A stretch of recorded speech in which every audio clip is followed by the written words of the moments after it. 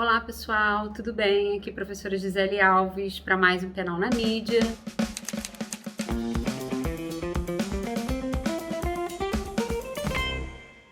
Esse Penal na Mídia é o segundo Penal na Mídia de 2021. O primeiro foi com o professor Carlos Eduardo Rebelo. E seguindo aí as propostas de dicas que vocês deram lá no nosso feed do Conectando Penal no Instagram, nós fizemos uma postagem essa semana pedindo dicas, né? Não só para o Penal na Mídia, mas para as nossas videoaulas, para o Penal no Cinema, para dica literária, enfim, para os nossos conteúdos de 2021. E dentre as várias dicas que vocês deram, a gente ainda está em ritmo de férias, mas já queremos aí começar a seguir o que vocês estão pedindo, né? Vocês pediram aí a temática do feminicídio e eu achei bastante importante. Por mais que a gente já tenha tratado de uma videoaula aqui sobre a Lei Maria da Penha, a gente já tenha tratado de violência contra a mulher de uma maneira bastante acentuada ao longo de 2020, eu achei muito importante, né, o pedido do tema do homicídio qualificado pelo feminicídio, porque no finalzinho de 2020, principalmente durante as festas de Natal e Ano Novo, nós tivemos aí uma grande repercussão de casos de feminicídio, né? E aí o nosso penal na mídia de hoje é exatamente com base no caso da juíza Viviane Vieira do Amaral, né? Que dentre várias vítimas, né, ali no período de Natal, acho que foram 6 ou 7 vítimas, foi assassinada pelo seu ex-companheiro, né? O ex-marido dela matou a juíza na frente das 3 filhas dela das 3 filhas menores do casal, né? A facadas, né? Então, nós vamos trabalhar com esse caso no Penal na Mídia, né? Então, primeira coisa, né? O feminicídio, ele é uma espécie de homicídio qualificado. Ele consta lá no artigo 121, parágrafo 2º, inciso 4, né? O feminicídio, ele foi incluído como uma qualificadora do homicídio há pouquíssimo tempo. Ele foi incluído pela Lei 13.104 de 2015, então ele consta como uma qualificadora do homicídio desde 2015, né?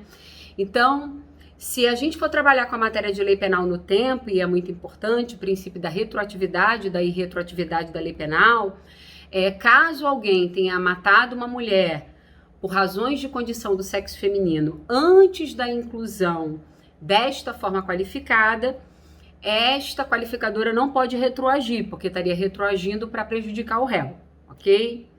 Então, quando eu leio o 121, parágrafo 2º, inciso 4, e entendo que há o feminicídio, que é um homicídio qualificado, né, quando alguém mata, e alguém pode ser o sujeito ativo, homem ou mulher, uma mulher mata uma mulher por razões de condição do sexo feminino, que é o que consta lá no inciso 4 do parágrafo 2º do artigo 121, eu compreendo que essa norma é uma norma incriminadora em branco, porque o legislador, nesse inciso 4, parágrafo 2º, não me trouxe uma explicação, uma conceituação do que seja razões de condição do sexo feminino, tá?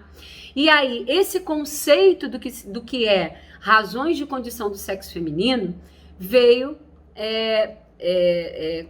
trazido pelo legislador, veio conceituado pelo legislador, veio explicado pelo legislador numa outra norma, que é uma norma penal não incriminadora explicativa, que é o artigo 121, parágrafo 2º-A.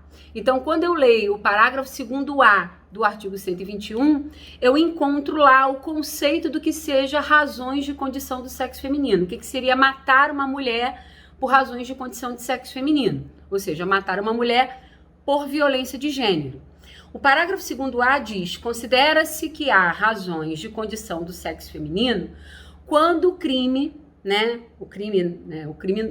envolver, inciso 1, ou violência doméstica e familiar, ou inciso 2, o menosprezo ou discriminação à condição de mulher, tá? Então, se alguém, e aí o sujeito ativo pode ser homem ou mulher, matar uma mulher, o sujeito passivo tem que ser mulher. E esse crime, né, esse crime de morte, essa morte dessa mulher envolver violência doméstica ou familiar, ou menosprezo ou discriminação pela condição de mulher dele, ou seja, pela condição de mulher da vítima, ou seja, violência de gênero, a gente tem o feminicídio. Então, nem toda morte de uma mulher é um feminicídio. Eu posso matar uma mulher e não ser um caso de feminicídio, não ser um homicídio qualificado pelo feminicídio. Aí a gente chama esse caso de femicídio. É uma morte de uma mulher, mas não é um feminicídio. Não é um homicídio qualificado pelo feminicídio, tá? O que é violência doméstica familiar? Onde é que eu encontro o conceito de violência doméstica familiar? Eu vou encontrar na Lei Maria da Penha, que é a Lei 11.340 de 2006. Então, eu preciso recorrer a uma outra lei, que é uma lei penal extravagante, para encontrar o conceito de violência doméstica e familiar. O conceito de violência doméstica e familiar está no artigo 5º da Lei Maria da Penha, da Lei 11.340 de 2006. Lá no artigo 5º da Lei Maria da Penha, eu vou encontrar no inciso 1 a explicação do que é a unidade doméstica, que é o espaço de convivência permanente das pessoas, que tem ou não vínculo familiar, esporádico ou não. Eu vou encontrar no inciso 2 o que é o âmbito da família, que é uma comunidade formada por indivíduos que se consideram aparentados, seja por laços naturais, de parentescos ou de vontade expressa. E vou encontrar também uma ampliação do que é violência doméstica e familiar a partir dos tratados que o Brasil ratificou, que é a relação íntima de afeto, que vai incluir aí a relação do agressor com quem? Com a ofendida, tá? Uma relação que pode ser, por exemplo, de namoro. O agressor conviveu com a ofendida, tá? Ou convive com a ofendida. É importante lembrar, pessoal, da súmula 600 do STJ, que diz que para ocorrer violência doméstica ou familiar, ou para ser reconhecida a relação íntima de afeto, não é necessário que o agressor e a ofendida estejam coabitando. Eles podem ter convivido, ter coabitado e não estar mais coabitando, ok? Ou podem nunca ter coabitado, pode ter uma relação de namoro, já que a Lei Maria da Penha, no artigo 5º dela, estabeleceu que relações íntimas de afeto, mesmo que não tenha tido convivência ou coabitação, é considerado também uma relação no âmbito da proteção da Lei Maria da Penha. Tá? Inclusive, a própria Lei Maria da Penha inclui aí as relações homoafetivas, tá? Desde que comprovada entre o agressor, a agressora, né, e a ofendida, uma relação de vulnerabilidade, né? E essa vulnerabilidade, geralmente, ela é comprovada pela vulnerabilidade, por exemplo, econômica, né, socioafetiva, enfim, né, desde que se comprove essa vulnerabilidade. Ok?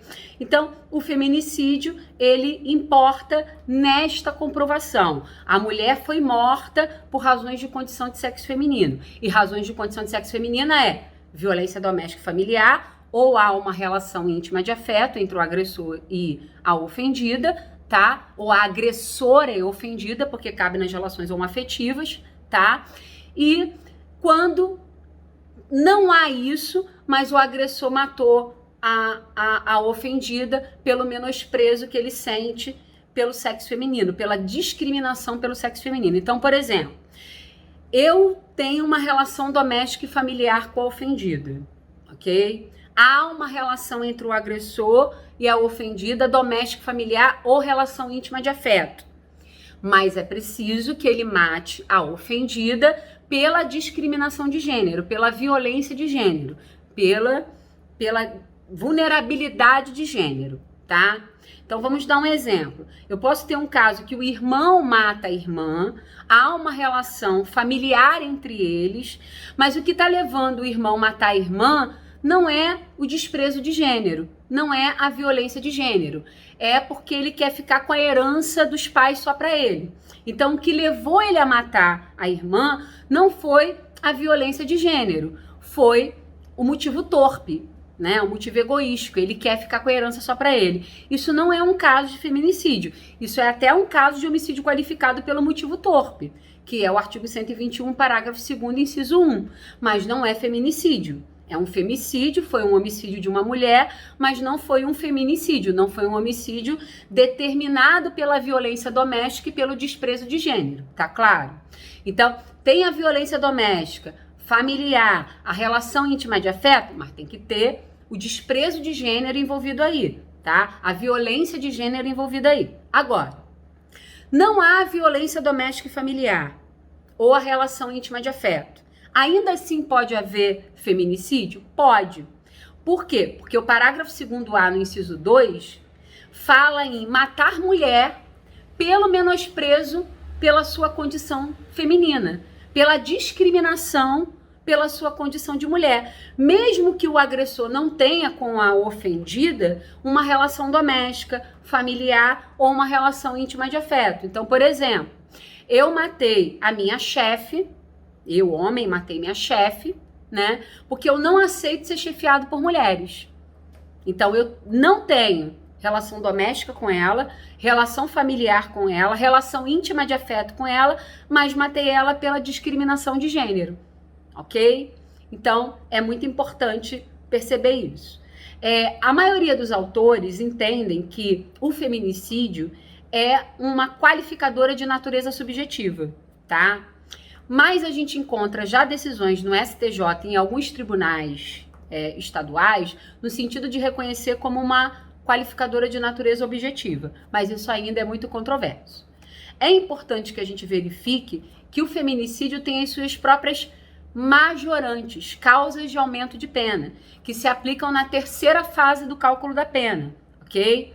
E aí, quando eu aplico uma majorante na terceira fase do cálculo da pena, essa majorante ou essa causa de aumento da parte especial, ela pode elevar a pena acima da pena máxima definida no tipo penal, que no caso, como é um homicídio qualificado, a pena máxima é 30 anos.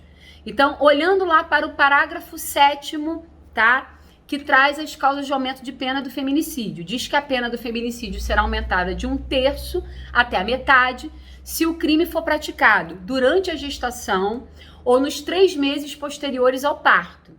Pode ocorrer desta mulher gestante, aí o agente tem que saber que ela está gestante, porque se ele não souber, é um caso de responsabilidade penal objetiva, eu não poderia aplicar essa majorante, tá? Se ele sabe que ela está gestante e ele tenta matar ela ou ele mata ela e ocorre também a morte do feto, há quem entenda que pode ocorrer o concurso formal entre o feminicídio majorado e o aborto, tá? A segunda situação que majora a pena do feminicídio é quando o feminicídio é contra menor de 14 anos, maior de 60 anos ou quando a pessoa é deficiente, portador de deficiência física ou mental, ou portadoras de doenças degenerativas, que acarretam condição limitante ou vulnerabilidade física ou mental, como, por exemplo, esclerose múltipla, diabetes, entre outras situações. Isso foi incluído em 2018, tá? Na presença física ou virtual de descendente, pai, mãe, filho, filha, foi o caso da juíza Viviane, né? Foi na presença física das filhas dela, que são descendentes dela. Na presença física ou virtual de descendente. No caso, foi na presença física. Virtual pode ser por Skype, por exemplo. Ou na presença de ascendente, pai, mãe, avô, avó, tá? Da vítima. E também outra situação que majora a pena é quando o agente faz isso descumprindo as medidas protetivas de urgência previstas nos incisos 1, 2 e 3 do artigo 22 da Lei Maria da Penha, tá? Agora, descumprir medida protetiva também é crime do artigo lá 24A da Lei Maria da Penha, ok? E aí, professora, vai ter o feminicídio com a pena majorada por ter descumprido a medida protetiva e também o crime de descumprimento de medida protetiva? Ou o crime de descumprimento de medida protetiva fica absorvido aqui diante dessa majorante? O crime de descumprimento da medida protetiva aqui, de descumprimento de medida protetiva vai ficar absorvido aqui, tá? Vai ser, pelo princípio da especialidade, vai prevalecer a majorante da pena aqui, ok? Então, eram essas as ponderações que eu tinha para fazer nesse Penal na Mídia bem rapidinho para vocês sobre feminicídio. Aguardo vocês nas nossas próximas aulas, no nosso próximo Penal na Mídia. E aguardo vocês também para acompanhar o nosso canal, nossas jurisprudências, nosso mapa mental teórico. Grande abraço, grande beijo.